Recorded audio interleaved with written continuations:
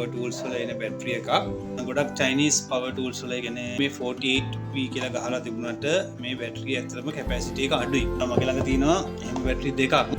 දැන් මම මේ බැටරි දෙකම එකම මොඩල් එකේ එක බැටරියක් සාමාන්‍යයෙන් වෝල්ට් 3.7යි එහෙම බැටරි පහක් ආවම සාමාන්‍යයෙන් වෝල්ට් 18ක් 20ක් අතර ගාණක් තමයි බැටරිය ඇතුලේ ගැලෙව්වට පස්සේ ඉතින් මෙහෙම ගැලෙව්වට පස්සේ මෙන්න මේ වගේ තනි සෙට් එකක් තමයි මේ බැටරි වල ඇවිත් තිබුණේ. මෙන්න මේ සෙල් ලයින් එක තිබුණේ නැහැ. මේ යට ලයින් එක තිබුණේ නැහැ. මෙන්න මේ ආකාරයට තමයි මේකේ සර්කිට් බෝඩ් එක කනෙක්ට් වෙන්නේ. මෙන්න මේ උඩ ලයින් එක විතරයි බැටරි මේකේ ඔරිජිනලි ආවේ.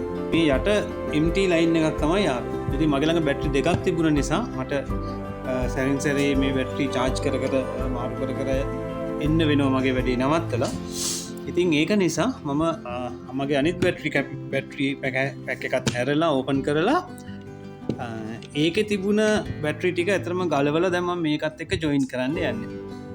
මේ තියෙන්නේ බැටරි පැක්ස් දෙකේම තිබුණ බැටරි ටික. දැන් මේ ටික එකතු කරලා අපිට තියෙන්නේ සෝල්ඩරින් කරගන්න.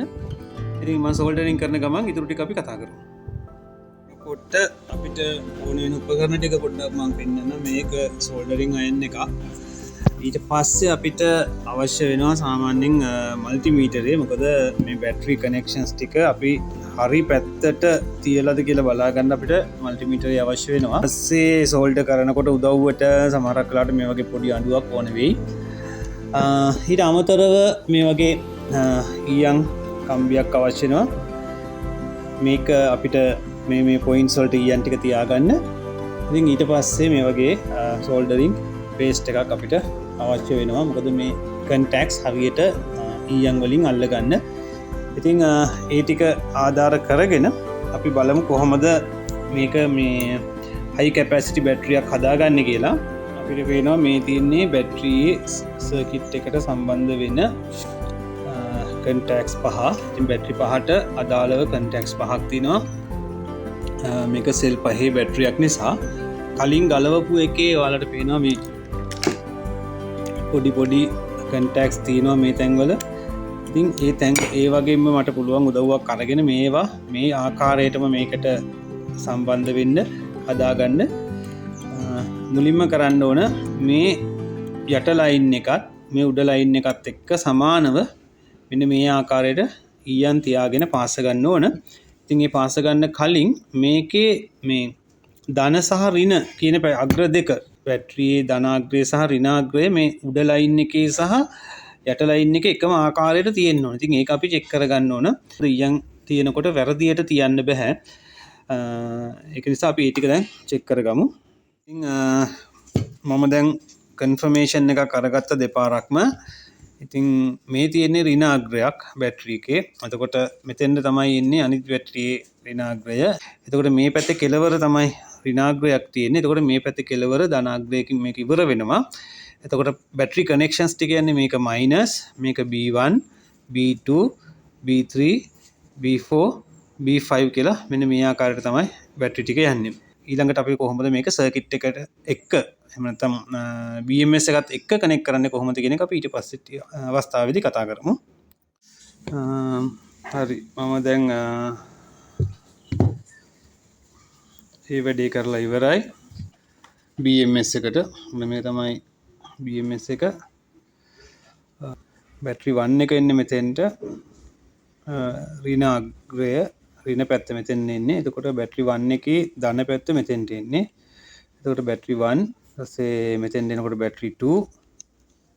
හරි මේක බැටරි 2 මේක බැටරි 3 වෙනවා.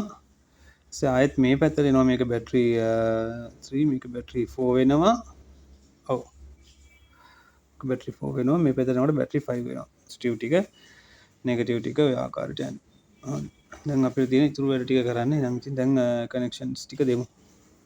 වැදගත් දෙයක් තමයි මේ වගේ BMS එකකට බැටරි ටික කනෙක්ට් කරනකොට සාමාන්‍යයෙන් කනෙක්ට් කරන්නේ නෙගටිව් එක ඉස්සෙල්ලා කනෙක්ට් කරලා වෝල්ටේජ් එක අඩු බැටරිය. ඒ කියන්නේ B1 එක ඉඳන් B1 ඊට පස්සේ B2 B3 B4 සහ පොසිටිව් ලයින් එක. මේ විදිහට තමයි බැටරි ටික එකින් එක කනෙක්ට් කරගෙන යන්නේ. එතකොට හදිසියේ රෙපෙයාර් එකකට මොකක් හරි එකකට බැටරි ටික ගලවනවා නම් මුලින්ම අයින් කරන්නේ පොසිටිව් ලයින් එක මුලින්ම අයින් කරන්න ඕන. ඊට පස්සේ හතරවෙනි බැටරිය ඒ ආකාරයට තුන ඊට පස්සේ දෙවෙනි එක පළවෙනි බැටරිය ඊට පස්සේ අන්තිමටම නෙගටිව් ලයින් එක අයින් කරන්න ඕනේ. ඉතින් ඔය ආකාරයට තමයි බැටරි ටික අපි කනෙක්ට් කරන්නේ සහ ඩිස්කනෙක්ට් කරන්නේ. ඉතින් බැටරිය හරි ගසලා ඉවරයි. ඉතින් මේ පැත්තෙන් වයර්ස් ටිකක් තියෙනවා. මේ පැත්තෙන් වයර්ස් ටිකක් තියෙනවා. අපව ඇසෙම්බල් කරන්න තියෙන්නේ. දැන් මේක ස්ප්‍රින් එකක් යනවා මෙතෙන්ද. කනෙක්ෂන් ටික මම මල්ටිමීටර් තියලා චෙක් කරා. ඉතින් ලිතියම් අයන් බැටරි කියන්නේ එතනම දැනට වර්තමානයේ වෙළඳපොලේ තියෙන මිල සාපේක්ෂව අඩු හොඳ කල් පැවැත්මක් තියෙන බැටරියක්. ඉතින් ඔයාලගේ බැටරි පැක්ස් වල පොඩි රිපෙයාර්ස් තියෙනවා නම් මේ වගේ දේවල් ඔයාලටම කරගන්න පුළුවන්. අවශ්‍ය කෙනෙක් ඉන්නවා නම් උදව් අරගන්නත් පුළුවන්. මම හිතනවා මේක ඔයාලට ප්‍රයෝජනවත් වෙන්න ඇති කියලා.